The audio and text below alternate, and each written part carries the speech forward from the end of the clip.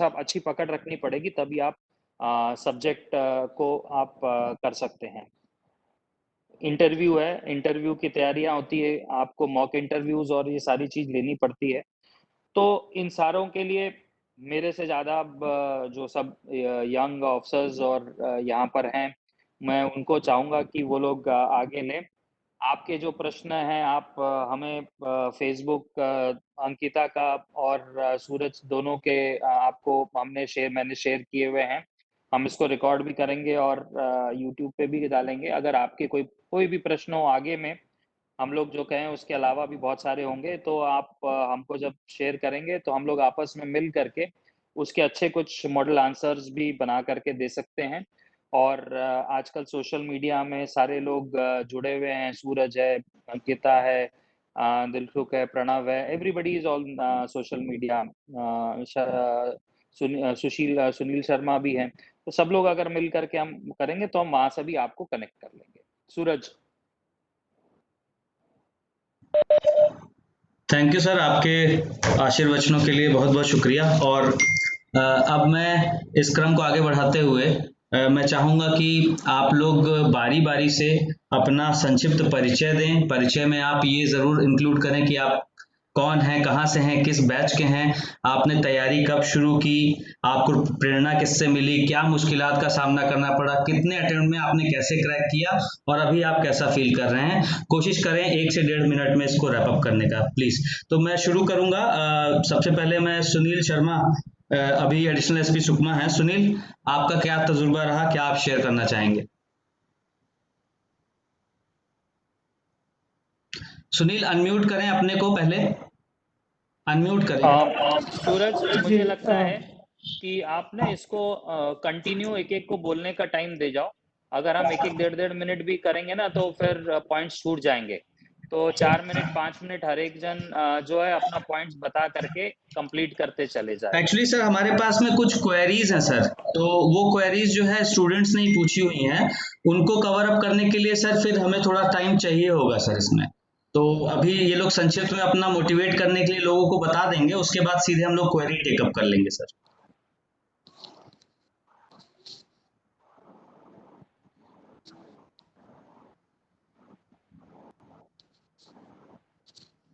Sunil please proceed. हाँ, may be there is some issue, तो सुनील तुम स्टार्ट रखो। सर, मेरा नाम सुनील शर्मा है। एफबी पे लाइव आ रहा है कि नहीं, ये देख पा रहे हैं स्नेहिल? थोड़ा आप चेक कर पा रही हो?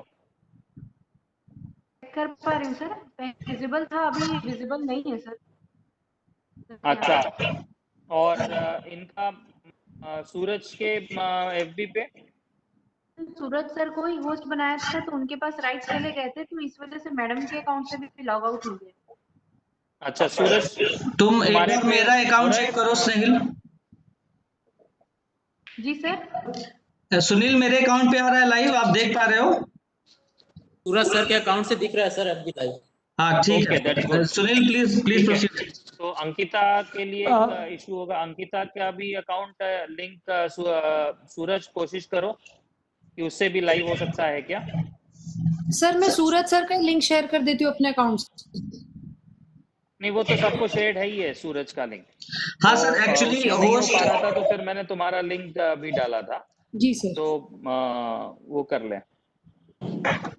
सूरज, आप अभी कंटिन्यू करोगे तो आई थिंक आप रखे रहना। सर लास्ट मोमेंट थोड़ा लेट चले जाना अगर वहां पे वीसी में थोड़ा सा। सर सर चलो, हाँ सर सुनील। मेरा नाम सुनील शर्मा है, मैं अलीगढ़ उत्तर प्रदेश से हूँ। मैं 2017 बैच का आईपीएस ऑफिसर हूँ। मैंने 12-13 के लास्ट में तैयारी अपनी शुरू की थी यूपीएससी की। तब मैं इंस्पेक्टर था मुंबई में, central excise and customs department में। उसी जॉब के दौरान मैंने तैयारी अपनी शुरू की। मेरा ऑप्शनल हिस्ट्री है और मैंने भी सारी अपनी जो पढ़ाई की है वो जॉब के दौरान ही की है, और इसमें इंटरनेट का बहुत बड़ा अहम योगदान है। यही मेरा संक्षिप्त परिचय है। अभी मैं एडिशनल एसपी सुकमा के तौर पे कार्यरत हूँ छत्तीसगढ़ में, और मैं अभी बहुत अच्छा फील कर रहा हूँ। 2017 बैच से ही क्या मैं अपना पॉइंट भी कवर करूँ क्या? क्या सुनील?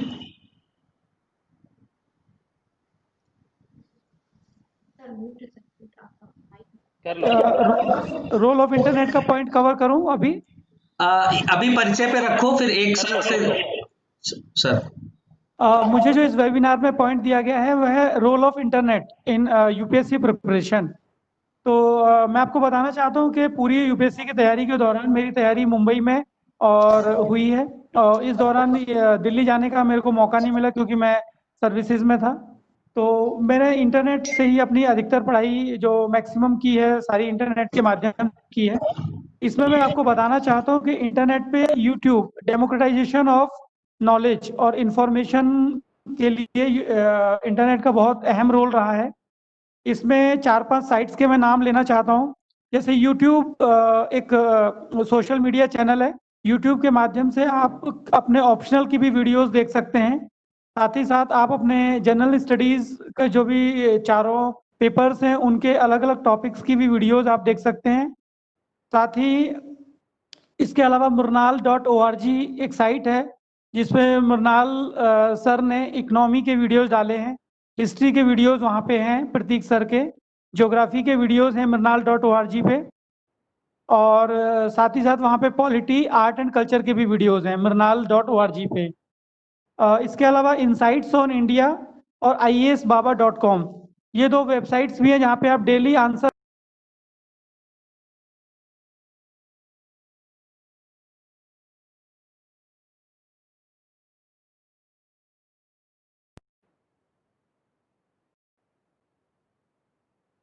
ये 2 वेबसाइट है, यहाँ पे डेली क्वेश्चन आंसर्स डाले जाते हैं जिनको आप आंसर राइटिंग प्रैक्टिस में भी इन 2 वेबसाइट्स का यूज कर सकते हैं।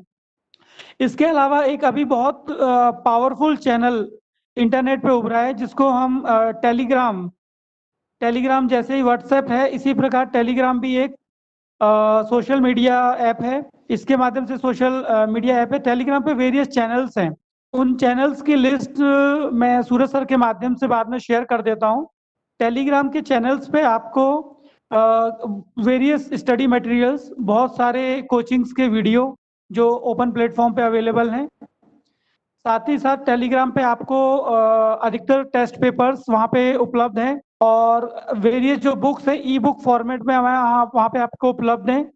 साथ ही साथ अलग अलग ऑप्शनल के जो ग्रुप्स बने हुए हैं टेलीग्राम पे, उन ग्रुप्स को आप ज्वाइन कर सकते हैं, अपने ऑप्शनल के और जीएस के ग्रुप्स को, और उससे वहाँ से आप अपने लाइक माइंडेड जो फेलो जो तैयारी कर रहे हैं बच्चे उनके साथ आप जुड़ सकते हैं। साथ ही साथ अपने आंसर्स को आप कंपेयर कर सकते हैं टेलीग्राम चैनल पे। टेलीग्राम चैनल के जो वेरियस चैनल्स हैं टेलीग्राम पे जो हेल्पफुल हो सकते हैं उनकी लिस्ट जो है वो सूर्य सर के फेसबुक पे, अंकिता के फेसबुक पे और आईजी सर के ट्विटर चैनल पे हम लोग बाद में शेयर कर देंगे।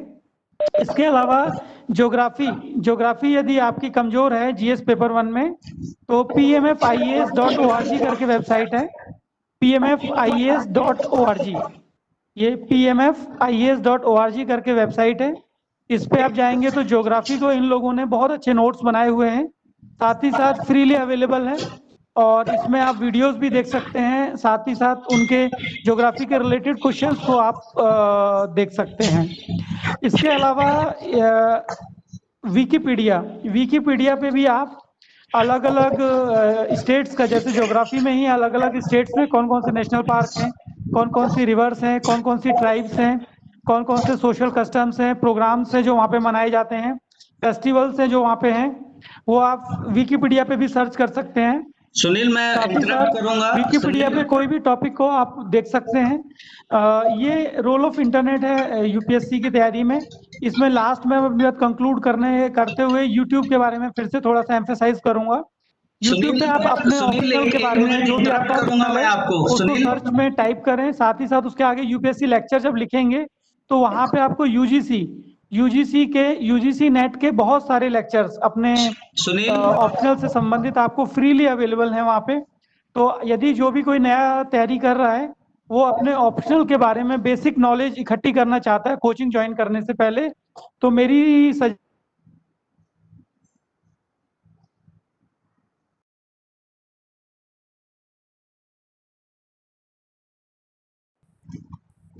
सुनील म्यूट हो गया है।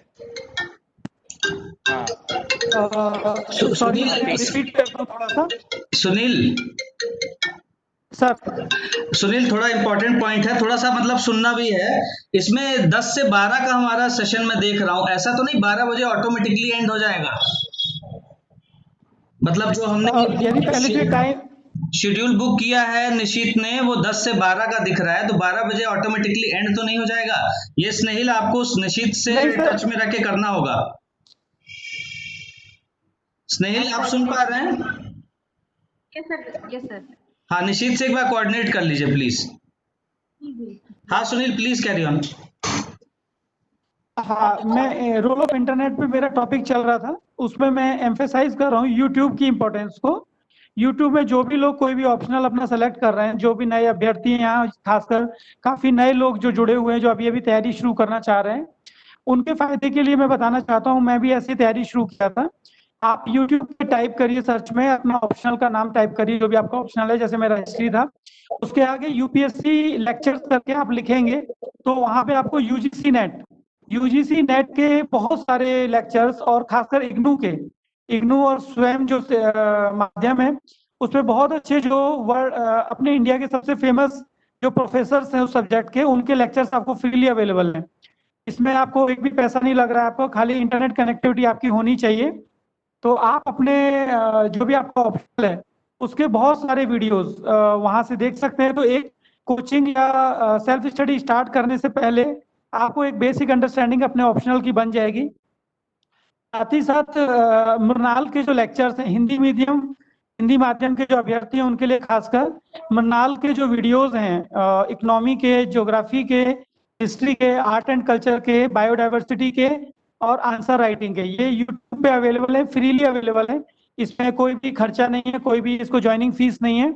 आप इसको ज्वाइन कर सकते हैं। और जो भी नए लोग स्टार्ट कर रहे हैं, शुरू के 6 महीने, मुझे लगता है शुरू के जो 4 से 5 या 6 महीने मैक्सिमम, आपको अपने नॉलेज को, बेस को इनिशिएट करने के लिए यूट्यूब को एज अ माध्यम यूज कर सकते हैं। टेलीग्राम चैनल्स की लिस्ट जो है, उनके ज्वाइनिंग के लिंक्स हम लोग सूरज सर, अंकिता और साथ ही साथ में आईजी सर के चैनल से बाद में शेयर कर देंगे। और यहीं पे मैं अपनी बात को विराम देता हूं, और यदि किसी को कोई क्वेश्चन हो, इसमें क्लैरिफिकेशन हो, तो पूछ सकते। बहुत अच्छा बोला आपने सुनील। अब मैं आमंत्रित करूंगा आईआरएस इनकम टैक्स भोपाल में अभी पोस्टेड है प्रणव, 2017 बैच से। प्रणव, आप अपना संक्षिप्त परिचय दें और इसके बाद फिर आगे बढ़ाते हैं। यस, एक बार फिर से चेक कर लो, लाइव फेसबुक लाइव हो रहा है। दिलखुश, तुम देख रहे थे?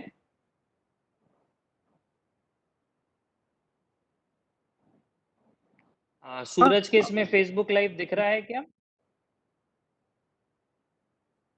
है उसमें अभी भी लाइव है। ठीक है। लाइव है हैव सर। पीपल ज्वाइन, तुम्हें दिख रहे हैं लोग ज्वाइन किए हुए?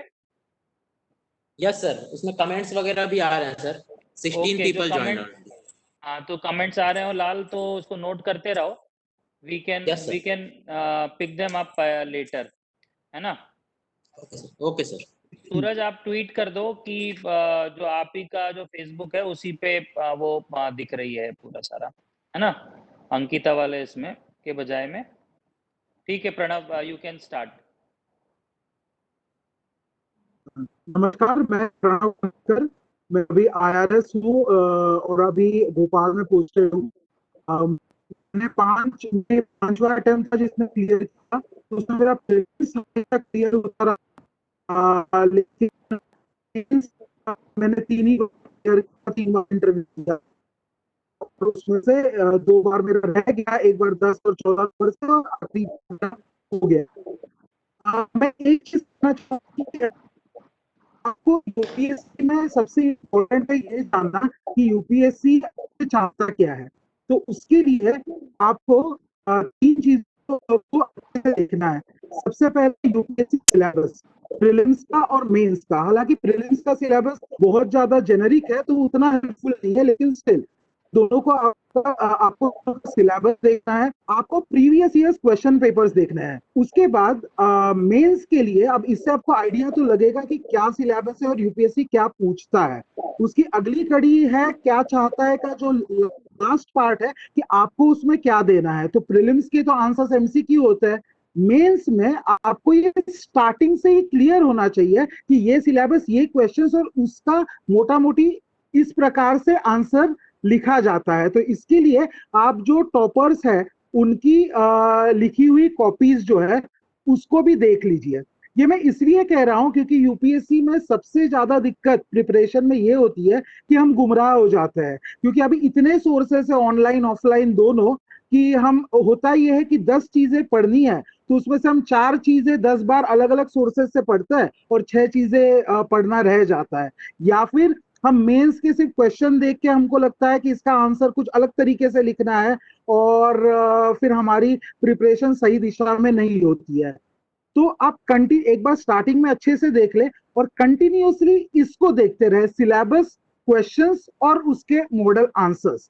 तो उससे होगा क्या, आप ये बहुत ही यूटोपियन आइडिया है कि हम 1-2 सोर्सेस पहले ही चुन ले और उस पे हम स्टिक करें, ये होता नहीं है। अपना मन करेगा कि ये सोर्स थोड़ा इनएडिक्वेट लगेगा ये देख लूं वो देख लूं। ये देखते हुए हमेशा आपका वो मेजरिंग गॉज अगर प्रीवियस ईयर्स क्वेश्चंस और मॉडल आंसर्स फॉर मेंस रहेंगे तो आप ज्यादा भटकेंगे नहीं। इसके बाद में चौथी इंपॉर्टेंट चीज है करंट अफेयर्स। अब करंट अफेयर्स के लिए भी आपके पास बहुत सारे कंपाइलेशंस आते हैं, बहुत सारे कोचिंग इंस्टीट्यूट्स आपको मटेरियल देते हैं। तो अब वो जमाना नहीं रहा है कि जब आप खुद टॉपिक पे रिसर्च करके खूब अपनी नोट्स बनाइए, ये समय को का सही उपयोग नहीं होगा। लेकिन स्टिल आपको न्यूज़पेपर पढ़ते रहना चाहिए कि आपको पता चले कि दुनिया में हो क्या रहा है, और उससे आपको आइडिया लगेगा कि आपको जब आप नोट्स उठाएंगे करंट अफेयर्स के तो आपको आइडिया रहेगा कि ये हो रहा है। दूसरी बात बस मैं कहूंगा प्रीलिम्स के लिए आपको बहुत ब्रॉड पढ़ना है, और कोई भी चीज आप ये जिद मत पालिए कि ये मैं पढ़ रहा हूं कि ये पूरा का पूरा मुझे याद रहेगा, नहीं। आपको वो पढ़ना है और एक सबकॉन्शियसली ना लिंक्स बनते जाते हैं जो आपको एग्जाम में हेल्प करते हैं। तो प्रीलिम्स ब्रॉड है, लेकिन प्रीलिम्स में आपके पास एमसीक्यूज है, आपके सामने दिख रहा है सब। तो इसीलिए आप अपना प्रिपरेशन एक सही दिशा में रखिए और भटकाव मत कीजिए, तो काफी सुकर होगा ये सफर। हो गया मेरा।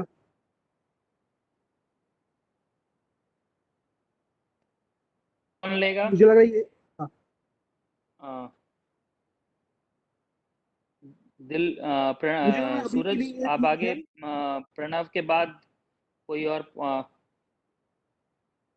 प्रणव के बाद में 2017 बैच के ही आईआरएस हैं, बिलासपुर में पोस्टेड। ये लाल दास, मैं आपको आमंत्रित करना चाहूंगा, कृपया कुछ मार्गदर्शन प्रदान करें जुड़े हुए अभ्यर्थियों का। आप सबको गुड आफ्टरनून। मेरा नाम लालदास है, मैं भिलाई छत्तीसगढ़ से ही हूँ और मैं वर्तमान में IRS custom and central excise हूँ। वर्तमान में मेरी पोस्टिंग बिलासपुर में है और मैंने तैयारी स्टार्ट की थी अपने इंजीनियरिंग के बाद। मैंने इंजीनियरिंग कर रखी है इलेक्ट्रॉनिक्स एंड टेलीकम्युनिकेशन में। उसके बाद मैंने अपना प्रिपरेशन स्टार्ट किया था। मेरा जो चौथा प्रयास था उसमें मुझे सफलता प्राप्त हुई थी। साथ ही साथ मैं स्टेट सर्विसेज के एग्ज़ाम भी देता था। मैंने जब स्टार्ट किया था तभी भी मैं पावर प्लांट इंजीनियर की तरह काम कर रहा था। तो मैंने हमेशा अपनी जो तैयारी है नौकरी के साथ ही की है। तो इसलिए मैं हमेशा से ही एक प्लान बी लेके चलता था और मैंने यूपीएससी और स्टेट पीएससी दोनों साथ साथ दिया है। स्टेट पीएससी में भी मेरा चयन हुआ था और मैंने नायब तहसीलदार और लेबर ऑफिसर के रूप में काम किया है। उसके बाद 2017 से मैं आईआरएस के रूप में काम कर रहा हूँ। जो 2-3 चीज़ें हैं जो मुझे कही गई थी कि बताना चाहिए करके, तो एक तो ये है कि आपको कोचिंग की ज़रूरत है कि नहीं। ये बहुत बड़ा प्रश्न होता है कि कोई भी नया तैयारी शुरू करता है, खासकर छत्तीसगढ़ जैसे दूर दराज के राज्यों से, जहाँ से ये लगता है कि अपन दिल्ली कैसे जाएंगे, वहाँ जाके कैसे तैयारी करेंगे। तो मेरे विचार में कोचिंग उतना महत्वपूर्ण नहीं है जितना उसको बताया जाता है। गाइडेंस ज़्यादा महत्वपूर्ण है। और जैसा कि सुनील भाई ने बताया कि गाइडेंस आप पूरा इंटरनेट से भी ले सकते हैं। तो और वर्तमान में आप देख ही रहे हैं कि कोविड जैसा समय है जहाँ संभव नहीं हो रहा है कि कक्षाएं आयोजित की जा सके। तो वर्तमान में इंटरनेट का महत्व और बहुत बढ़ गया है और आज के दिन में इतना अधिक उसमें सोर्सेस अवेलेबल हैं कि आप उससे प्रिपरेशन पूरी तरीके से कर सकते हैं। तो मेरे विचार में तो कोचिंग उतना महत्वपूर्ण नहीं रहा, और आप अगर खुद सेल्फ डिटरमाइंड है तो आप अपना इंटरनेट से प्रिपरेशन कर सकते हैं। रही बात मेन कहाँ हमें दूसरों की सहायता की जरूरत पड़ती है, तो वो होता है आंसर राइटिंग प्रैक्टिस या फिर प्रीलिम्स के टेस्ट सीरीज कह लीजिए, क्योंकि कहीं भी आप बिना प्रैक्टिस के सफल नहीं हो सकते हैं। जैसे कि क्रिकेट में होता है कि आपको नेट प्रैक्टिस कंपलसरी है, तभी आप अच्छा खेल सकते हैं ग्राउंड में। उसी तरीके से मुझे लगता है कि इसमें आपको हेल्प लेनी पड़ेगी। तो ये हेल्प जो है ये भी आपको आज इंटरनेट के थ्रू मिल सकती है। कई जो कोचिंग संस्थाएं हैं वो इंटरनेट के थ्रू आपको ना केवल प्रीलिम्स के लिए टेस्ट सीरीज करवाती हैं, बल्कि मेंस के लिए भी आप आंसर राइटिंग प्रैक्टिस कर सकते हैं। लिख के उनको स्कैन करके भेज दीजिए, वो चेक करके आपको वापस भेज देते हैं, उसमें आपको अपनी कमियां पता चलती हैं। तो आज के डेट में आप बिना कोचिंग के भी अपने घर में रह के तैयारी कर सकते हैं, लेकिन जरूरी है कि आप जो है प्रैक्टिस को करें और प्रैक्टिस के लिए गाइडेंस लें कि आप कहाँ गलत लिख रहे हैं, कहाँ सही लिख रहे हैं, क्योंकि जब तक आप अपने आप को चेक नहीं करेंगे तब तक आपके सफलता के चांसेस बहुत कम रहेंगे। दूसरा एक चीज है जिसपे मैं बात करना चाहूंगा कि कितने घंटे की पढ़ाई करनी चाहिए। बहुत लोगों का ये प्रश्न होता है कि हाँ हमें कितने घंटे की पढ़ाई करनी चाहिए। तो मेरे हिसाब से ये व्यक्ति से व्यक्ति पे निर्भर करता है, क्योंकि हर किसी के पास समय की उपलब्धता उस प्रकार से नहीं होती है। जैसे कि आप कोई बोल दे कि आपको 10-12 घंटे। लाल, सॉरी टू इंटरप्ट, पर एक क्वेश्चंस का हम लोगों ने एक सीक्वेंस बनाया हुआ है, जिसको नहीं तो फिर क्या होगा कि कुछ क्वेश्चंस आड़े तिरछे हो जाएंगे, कुछ क्वेश्चंस छूट जाएंगे। क्वेश्चंस को हम बाद में टैकल कर सकते हैं, अभी अपने बारे में, अपने तजुर्बे के बारे में करें तो थोड़ा सा ठीक रहेगा, स्ट्रीमलाइंड रहेगा थोड़ा, मेरा कहना ये है। प्लीज। मोर और लेस मैंने अपने और अपने तजुर्बे के बारे में बता ही दिया है, तो और जैसे क्वेश्चन आते जाएंगे तो उसको मैं बताते जाऊंगा। ठीक है। मैं आमंत्रित करना चाहूंगा 2018 बैच की आईपीएस अधिकारी अंकिता शर्मा, ये भी छत्तीसगढ़ काडर की हैं। अंकिता अपना तजुर्बा शेयर करें, कोशिश करें कि जो पॉइंट ऑलरेडी आ चुके हैं अभी के तक के आख्यान में वो रिपीट ना हो। Ankita. Good morning to all. मेरा नाम अंकिता शर्मा है, मैं 2018 बैच की आईपीएस ऑफिसर हूँ। मैं अभी अपनी फेज 2 की ट्रेनिंग कर रही हूँ नेशनल पुलिस एकेडमी में, और 6 मंथ्स हमारा डीपीटी ट्रेनिंग हो चुका है।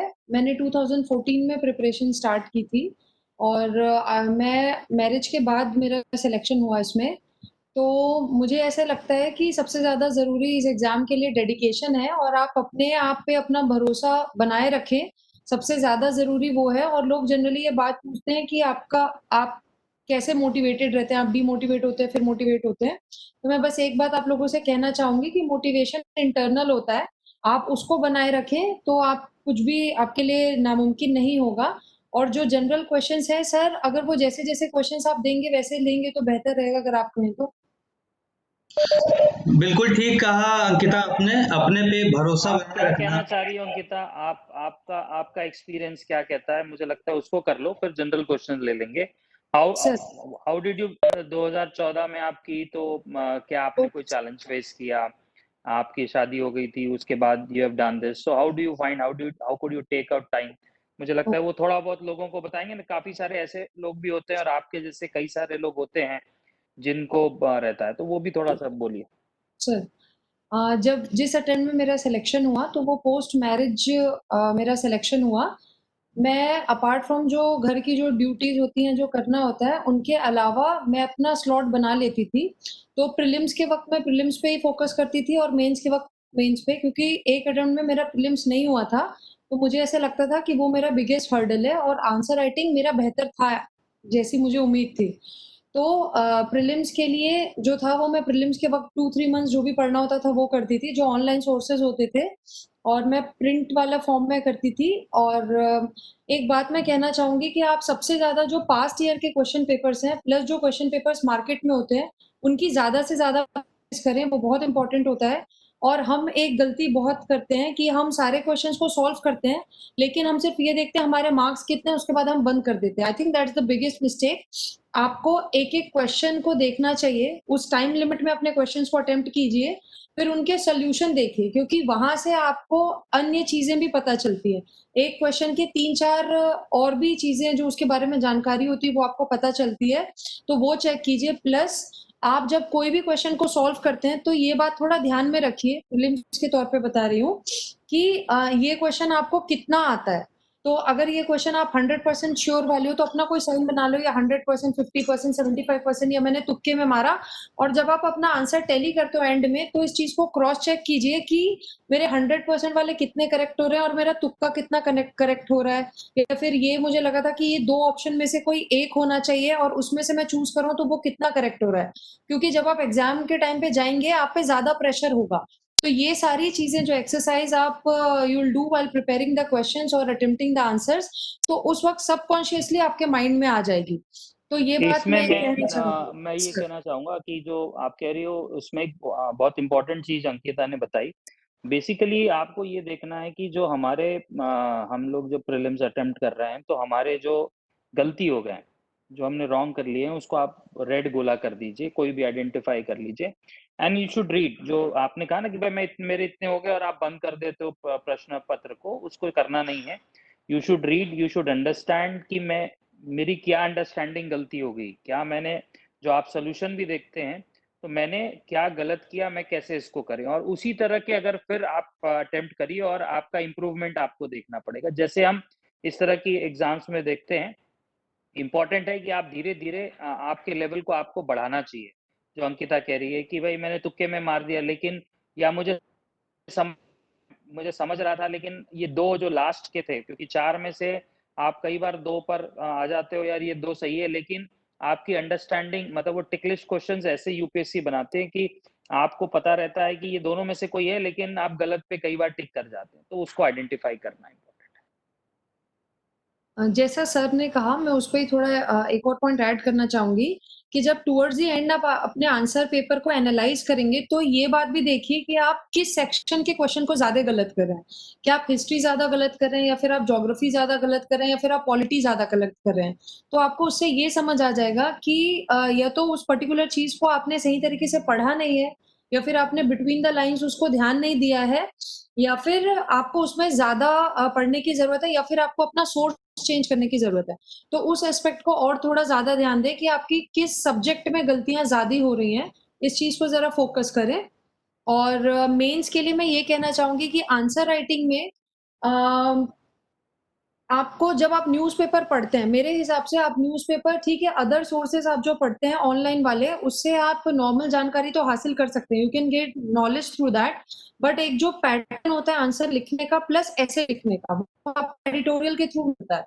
तो एडिटोरियल जब आप पढ़ते हैं, कोई पर्टिकुलर टॉपिक है, एडिटोरियल आप पढ़ते हैं, तो उसको पढ़ के जरा आप सोचिए कि इसमें उस राइटर ने क्या लिखा होगा before reading the editorial. And once you start reading the editorial, आप उसके दिमाग में चलने की कोशिश कीजिए कि उसने फ्रेम कैसे किया उस एडिटोरियल को, कि पहले उसने उसका इंट्रो लिखा है, फिर उसने उस चीज के बारे में बताया है, फिर उसने कैसे डिस्कस किया है, किन किन एस्पेक्ट्स को टच किया है, और आखिरी में कंक्लूड किया है। तो जब आप एडिटोरियल पढ़ते हैं, तो मैं एक बात कहना चाहूंगी कि आप उस राइटर के माइंड से उस एडिटोरियल को पढ़िए कि उसने लिखा कैसा है, क्योंकि सेम चीज आपको अपने ऐसे में और आंसर में रेप्लिकेट करनी होगी। तो इस चीज को थोड़ा ध्यान में रखें। इसके अलावा sir, should I stop sir? अभी फिर से अंकिता आपके पास आएंगे, इसको थोड़ा इंटरैक्टिव बनाए रखेंगे। दिलखुश 2019 बैच के अधिकारी हैं, बिल्कुल ताजा तरीन हमारी सिविल सेवाओं में शामिल हुए हैं, 2019 बैच के आईएएस ऑफिसर हैं। दिलखुश, आप अपना तजुर्बा थोड़ा शेयर करें। दिलखुश जी सर, मेरा नाम दिलखुश है, मैं सवाई माधोपुर जिले राजस्थान से हूँ, और मैं 12वीं तक की पढ़ाई वहीं किया था। फिर मैंने आईआईटी इंदौर से अपना ग्रेजुएशन किया था इलेक्ट्रिकल इंजीनियरिंग।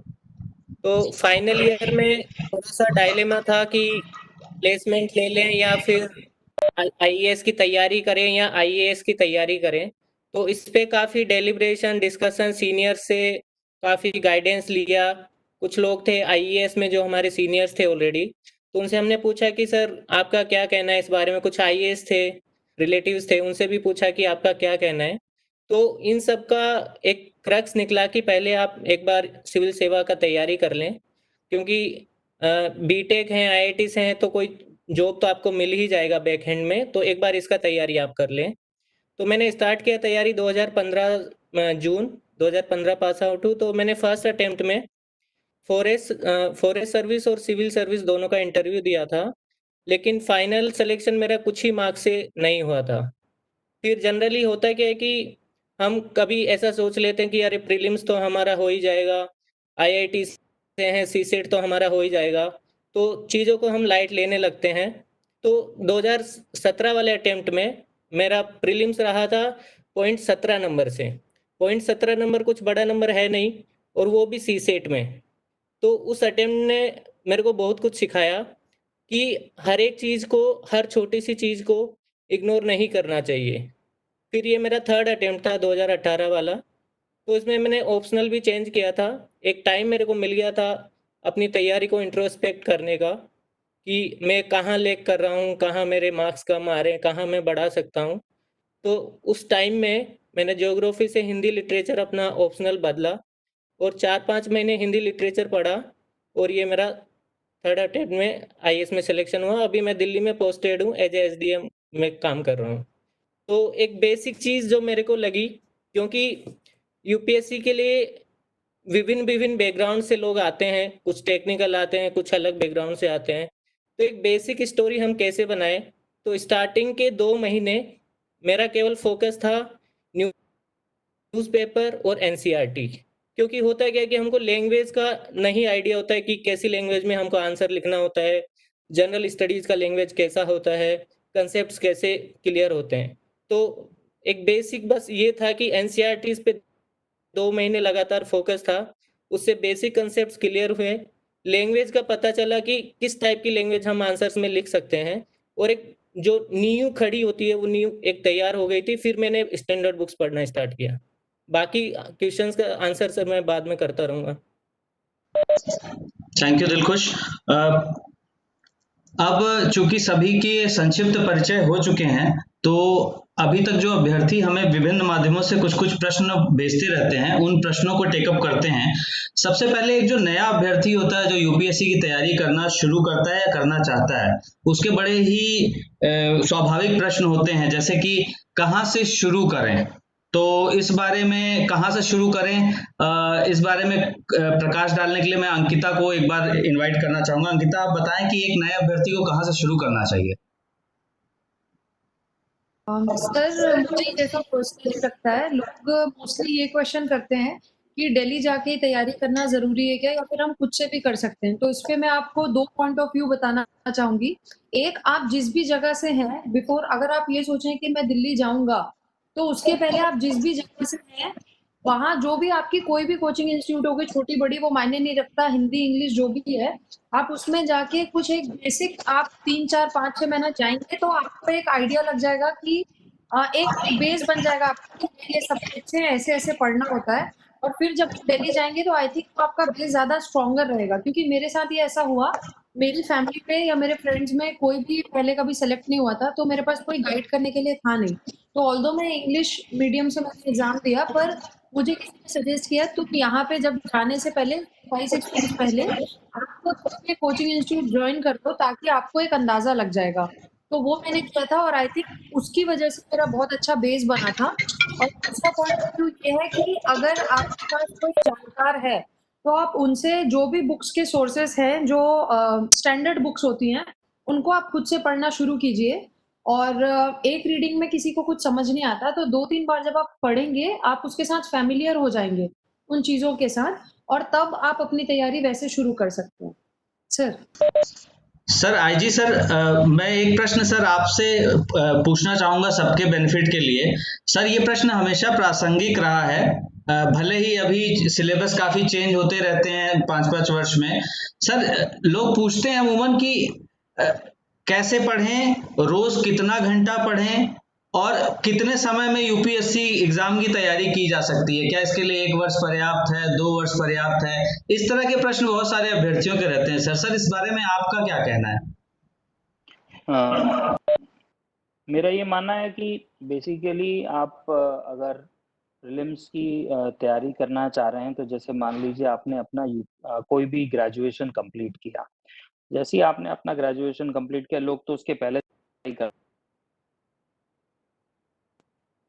लगता है कि आपका ग्रेजुएशन कंप्लीट हो गया है, तो नॉर्मली आपका ग्रेजुएशन जून जुलाई अगस्त तक कंप्लीट होगा। So that is the time you start, वहीं से आप स्टार्ट कर लीजिए। ग्रेजुएशन हो गया मेरा कंप्लीट, आपने सब्जेक्ट चॉइस कर लिया और वो टाइम में आप करिए। तो नेक्स्ट ईयर जैसे ही आपका जनवरी, फरवरी, मार्च जब भी आपके प्रीलिम्स आने लगेंगी, अब आजकल तो और लेट भी आती है, तो वो पहला प्रीलिम्स आप आराम से दे सकते हो, या 6-8 महीने की तैयारी होती है जिसमें आप प्रीलिम्स की तैयारी कर लेंगे।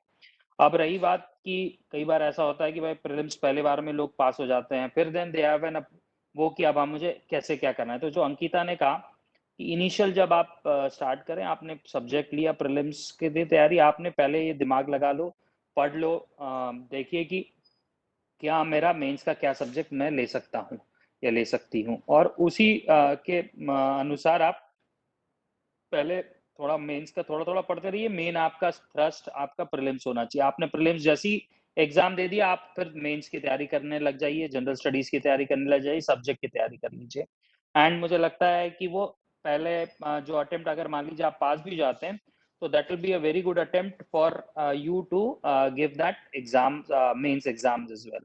सो एक साल एक बड़ा अच्छा टाइम है जिसमें आप ये कर सकते हैं। इशू इसमें सिर्फ ये है कि इसके पहले से जो आप लोग हैं या बाकी लोग भी हैं, इसके पहले से हमें एक ओवरऑल जनरल जो हमारी पर्सनालिटी का पार्ट है, उसमें हमें बाकी जानकारियां भी लेते रहनी पड़ेगी। वर्ल्ड में क्या हो रहा है, इंडिया में क्या हो रहा है, पॉलिटिक्स क्या चल रही है, और जो सोशल इश्यूज हैं, उन पे आपकी कहीं ना कहीं कोई ना थोड़ी बहुत इंफॉर्मेशन और थोड़ी बहुत पकड़ होनी पड़ेगी। जनरल स्टडीज पे लेकर